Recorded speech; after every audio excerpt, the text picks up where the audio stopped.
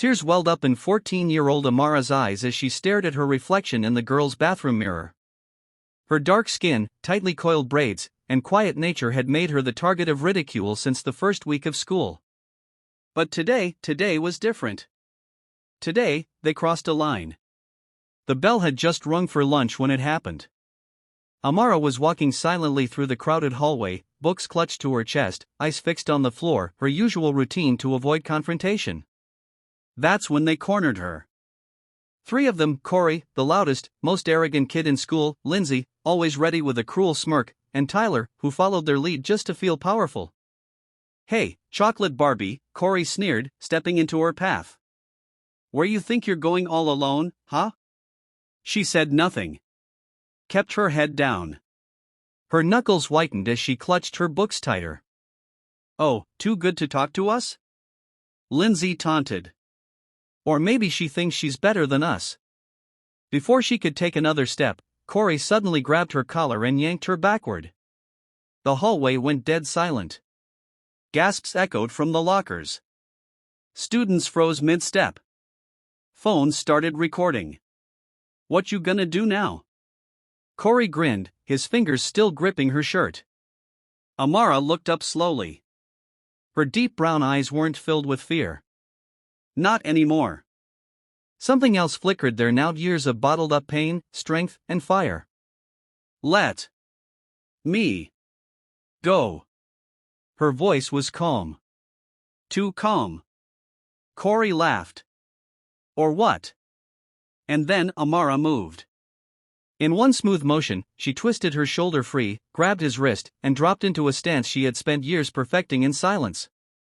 The next moment, Corey was on the ground, his arm pinned awkwardly behind his back. He let out a yelp.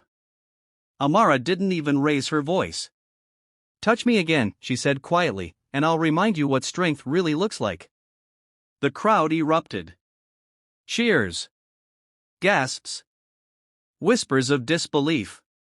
The teachers came running, but by then, Amara had already let him go and walked away, her head held high. What no one knew was that Amara had been learning jiu-jitsu since she was 8. Her father, a veteran, had taught her discipline, resilience, and never to strike in anger, but to defend, always. The bullying didn't start that day. It started when Amara transferred to a mostly white suburban school after her father's job relocated them. From the moment she walked in with her natural hair, dark skin, and quiet confidence, people started making her feel like she didn't belong. They mocked her name, her accent, her culture, her silence. Teachers overlooked her. Students whispered behind her back. Amara's mom always told her, "They fear what they don't understand." But that's not your burden to carry. You carry your ancestors' strength. Still, strength was hard when your lunch was thrown out. When no one wanted to sit next to you. When you cried yourself to sleep some nights asking, "Why me?" But that moment in the hallway changed everything. Not because she fought back, but because she stood up without losing herself. Because she didn't let them define her power. After that day, the bullies never touched her again. Some even apologized awkwardly, in private. But it wasn't the apologies that mattered. What mattered was that Amara started seeing herself. She joined the school's self-defense club. Then, she started a support circle for other girls who felt invisible, voiceless, small.